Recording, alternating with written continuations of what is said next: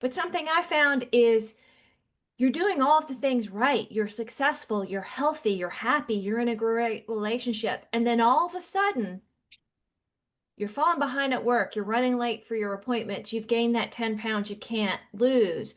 What sort of happens in that? Is it getting too comfortable with where you are, where you just really think I am what is it, thriving and living and thriving, whatever that saying is.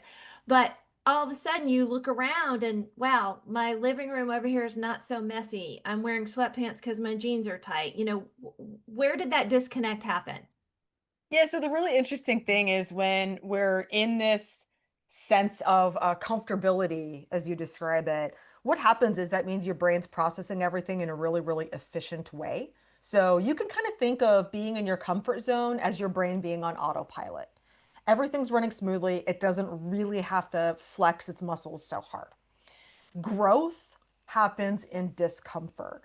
And when I say growth, growth in your life, but literally brain growth, like literally new neuronal connections, literally things happening in your brain. That happens when you face discomfort.